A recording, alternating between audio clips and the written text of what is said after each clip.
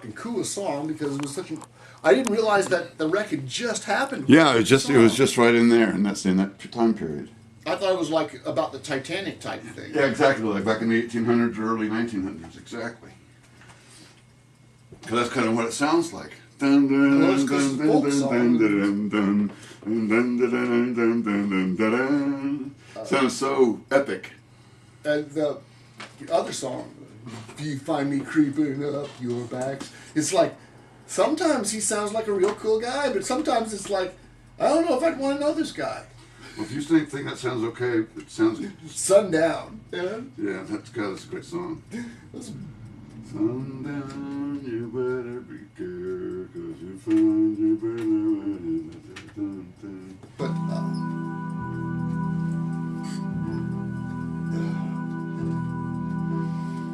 I listened to a bunch of Santana. So right in the middle of a concert, Carlos just cracks me up. watched a great interview with him talking about Miles Davis. But Yeah, his concert, that's interesting. Yeah. all of a sudden the computer died, went down completely. Right, I couldn't get it to come back on. It wouldn't turn off. Finally, it comes up and it says, "There's a problem with your computer. We'll fix it. We'll turn the computer back on." It took about 20 minutes. Wow, It was working better afterwards.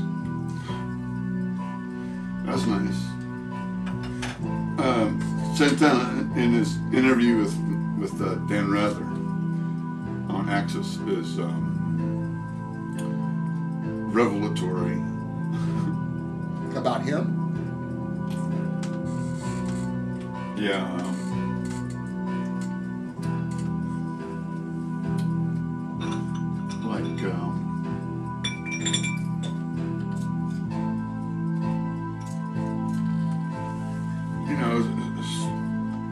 Carlos is kind of, he's out there, you know.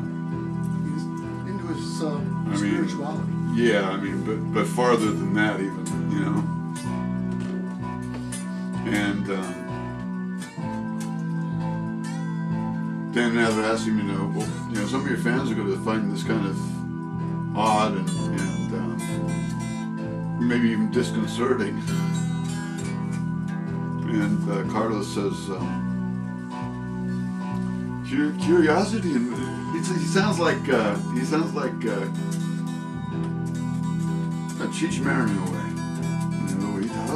You know how cool it is, you know. And it kind of just sounds like that. And he says,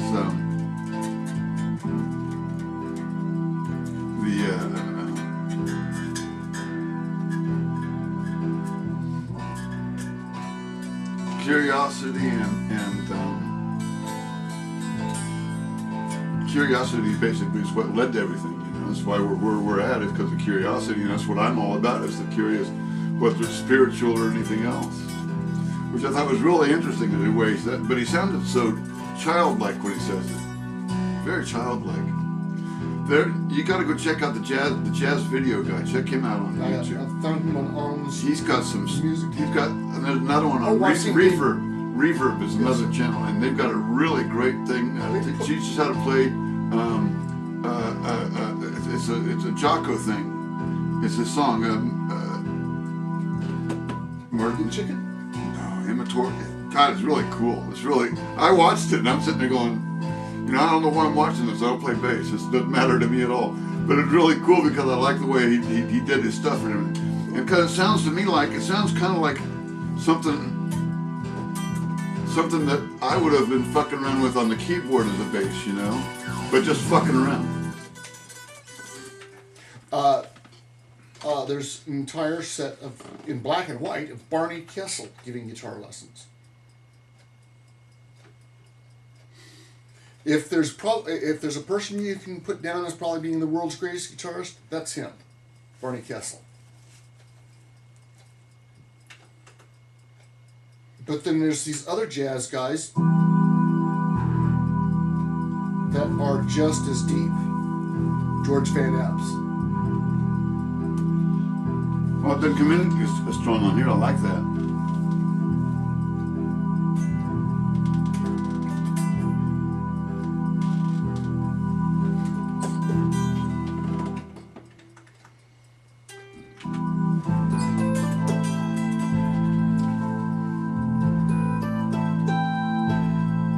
it's a nice, perfect pentatonic scale. That you want to try to follow that the melody, like you're going, "Hey, buddy." Yeah. That's a call right there. Exactly. That's the call. "Hey, buddy."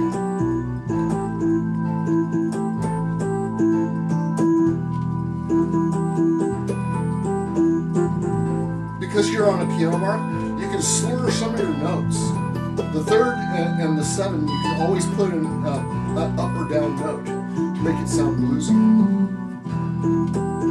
It's what the bend does on the guitar. It allows you to pull that note.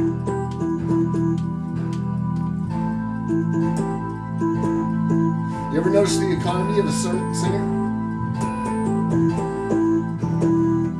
Huh? You ever notice the economy of a singer? Oh yeah, if you do it right. No, I'm saying that's the whole thing. They can't. Okay, you want to be able to do the things on the guitar, on the instrument that they can't do with the voice. But you want to try to sound like the voice.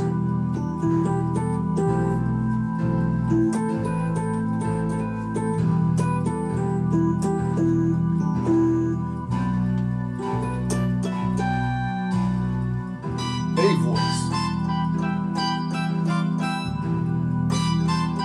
Beautiful.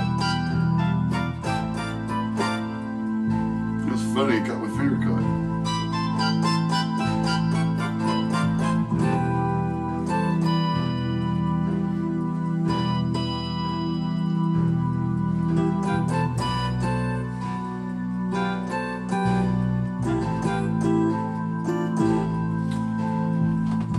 So there's so many different ways I could go on this. That's why you do different blues. Yeah. That's why you write different kinds. But I was listening to, I listened to a bunch of Coltrane, 100 best jazz tunes. 100 best. And Coltrane's in there all the time. But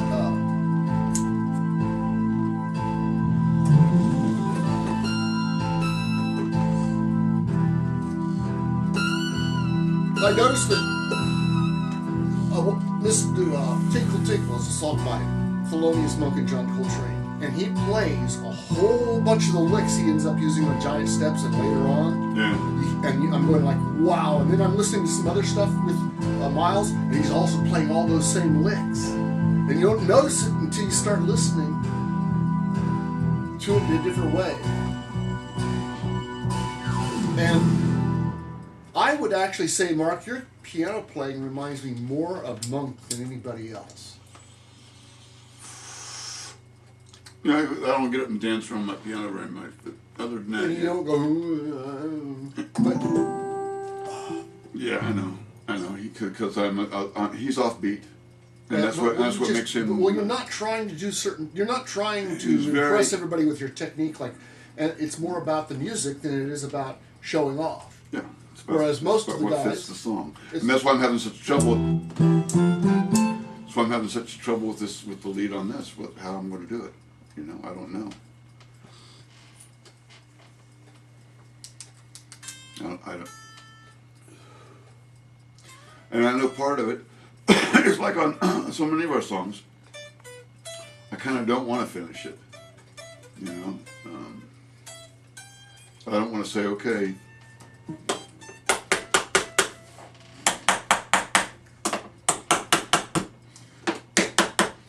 Coffin lid's on, we're not going to touch that ever again. It's kind of fucking sad.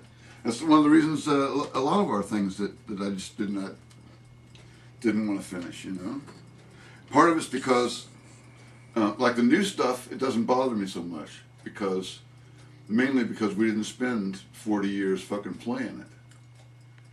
But when we spent 40 years playing it, it's like, well, fuck, I kind of like to get this done perfectly and done right and done... not done. Never finish it. well, now again with what Victor and I decided a long time, which is common in art, is we both, and I'd taken art classes, so I also knew. Well, there's no ending. You don't ever finish stop. anything. Yeah, you just stop. There's no you just finishing. stop when you can find a place to stop. Mm-hmm. Now here's the difference, though. The old recording system before, say, 1948, before Les Paul. Yeah. You go in, you record it. It's a picture. It's a snapshot. Yep. Yeah, there's not adding on. But it's still very common for a person to have never sung a song that they recorded. Again, Bing Crosby made, Mark, how many records of his favorite Hawaiian songs? How many albums did he have? God, that was so funny. 11? Something like that. I know that I had. You know he didn't sing all of them. I know that I had. Oh, he sang on all those things. No, I mean, all of them later on. He didn't do those songs over and over. Right, he didn't go and redo them. When you go live, you can only play 45 minutes back then, and you only have that time to do so many songs. There was at least 13 sides in each one of the volumes, and there was. I know I had like volume 1, volume 3, volume 6, and volume something of his 12-volume set, whatever it was, of his favorite Hawaiian songs. Yeah. And I'm thinking, okay, did he only sing his favorite Hawaiian songs? Did he also sing the ones that he just got paid for? Is there another volume of those? The songs that Bing didn't quite like that much, but he got paid well for singing them. Like it's like, okay, if there's 10 volumes and each one of them has 13 sides, that's 130 fucking songs. That's a lot of fucking songs. It's a repertoire. That's more than a repertoire. That's for somebody that spends all his time in Hawaii. That's not somebody that you know. That was kind of Hawaii was. Let's point that way. Mom and Dad's generation's California Beach Boys to us. Yeah. Not just Hawaii. Nobody is involved in it. Yeah, except for me. It's my vacation. I'm going to go to Hawaii. Yeah. Our generation somehow thought that California and being like the Beach Boys, that was going to be it. Yeah. That is California. The be-all. But it's all more about all of us being together in California, not me going out and vacationing and getting to live like a rich man for 2 weeks it was getting together and it was less. It wasn't about a lifestyle. Creating something. It wasn't about a lifestyle. No, Hawaii was just a place to go to get away. Yeah. California was a whole lifestyle. The book that I read about the Beach Boys and the music scene around there, the one that's called "The Nearest Faraway Place," song by Brian. The nearest faraway place now would be Hawaii. Yeah. I love that saying, the nearest faraway place. You plugged in? Not yet. I'm also going to do some rhythm on this. Might do several. Let's see which chord.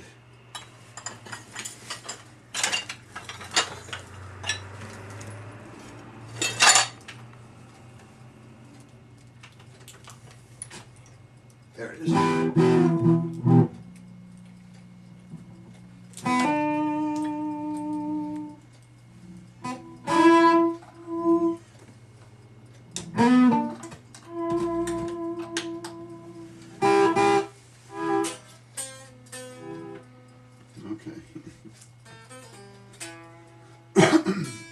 You're plugged. Because since you're going to do a rhythm, oh, you want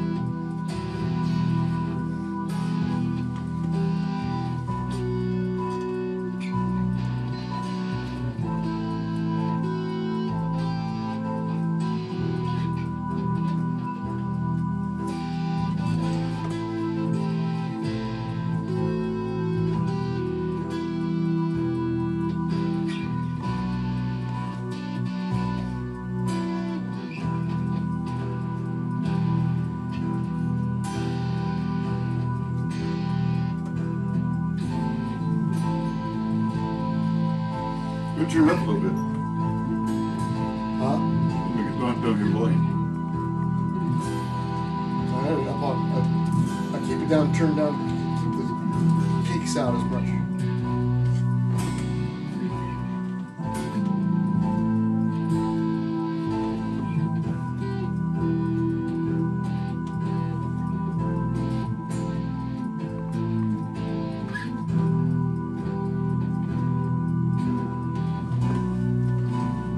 Like that. That's stack distortion. I don't need that much distortion. The other one was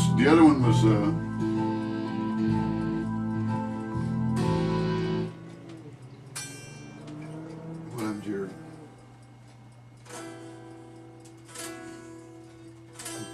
Oh. See, that's UK studio guitar. That's nice.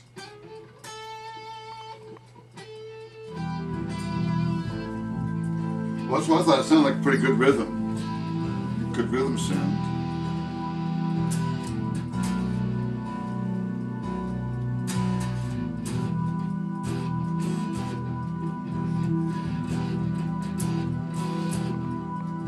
Kind of like that.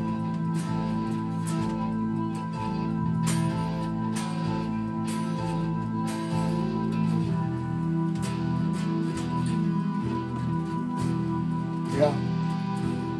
It's got a lot of sustain. Huh? It's got a lot of sustain for a rhythm guitar. I mean, I like it. Yeah, it's full. It fills out the. That's why I didn't play a whole. When I was playing this, I didn't hold it because I didn't want. I want that starkness, and that'll fill it up. Yeah. It's full. It's very. It's a little noisy, but I kind of like that. And for a rhythm, it's pretty much what it needs to be. I think we'll probably do 2 or 3 rhythms though, and get a combination of that.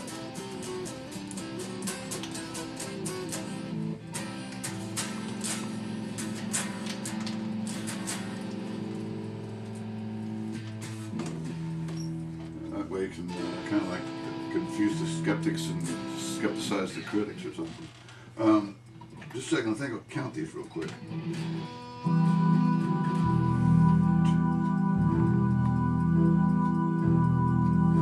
Damn it.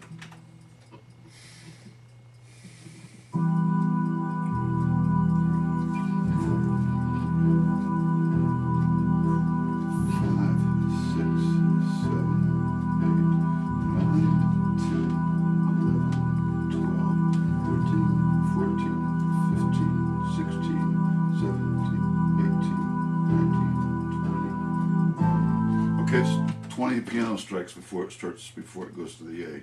I wasn't even sure. It's actually 52 bars. I counted it. Okay, it's 20 strikes with the piano. That's a long song. Yeah, well, the beginning is long, the rest of it's very short. For blues. Yeah. Well, it's like I've That's said, okay. I want. Again, See, at the beginning of this, when we put a bunch of rhythms together, then maybe we'll be able to come up with something that's going to be really heavy with guitar to start the whole thing, see? And then we go into the other part where it's less guitar and it's the piano or the keyboard that takes over. You know? So we'll get a couple of good rhythms and see what happens. It's kind of like I'm thinking, you know, it's like, okay, I pay attention. I watch a lot of videos that have to do with recording, obviously, and not so much how I can make my whatever. I'm trying to get the recording right, and one of the big things, of course, is Steely Dan. And I realize, see, when I listen to those individual tracks, like the individual track of just the keyboards on Yours Is No Disgrace, you know, and then I listen to just the vocals of 25 or 6 to 4. And I listen to oddly enough, you hear their flaws when you hear just that. But also like when I listen to The Wall, or I listen to The Who. There's a difference there. There is a The Who is very noisy in their sound. The whole thing's very noisy. Steely Dan is very separated and very perfected, very precise, very individual. It's not noisy. And there's times when each one of those supports. I listened to all of CSN last night. The vocals are really important on that, and what they do. I mean, Stephen Stills is well, he is that band.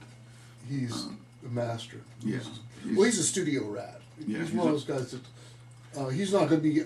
He's like Prince or Sly Stone. They don't spend any Steve Murray. They don't spend any of their time doing anything except for singing, playing. Sometimes getting high, but singing and playing. Exactly. Sometimes getting high. And performing. Exactly. Well, it's their life. It's their religion. That's Truly their life and religion. It doesn't matter what else is going on. Where's Stephen? He's in the studio working on a song. He's working on his organ, doing an organ track. Yep.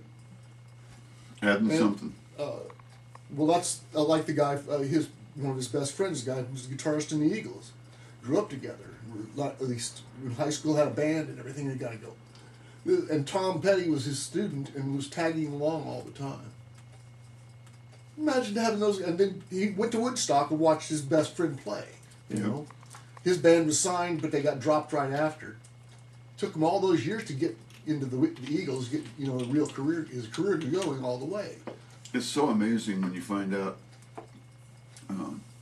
that Woodstock was the culmination of all the festivals. There was a whole bunch of festivals that went on across the country, and Woodstock just happened to be the last one of the summer. And like if they would have had all the people they had here in Seattle and Woodinville, as well as the people they had there, Led Zeppelin played here in Woodinville. Can you imagine? And Chicago on the same day. What a crazy show that would be. I'm just trying to wrap my head around that. The Doors played here as one of their shows. They played here at the Woodinville Arts and Music Festival. Plus, Sly and the Family Stone, and almost everybody that was at Woodstock played here. I think this was like the third or the fourth stop. I think it started in California. Well, there's also the Atlanta Pop Festival. yeah, I went to there too. There's the one in Miami. That's where the full idea, the fruition of the idea of taking it to Woodstock came. The one was because Michael Langley was down. It was called the Denver one also. Yeah. Let's go ahead and try to get one rhythm down before I fill it. Ended the experience. Okay,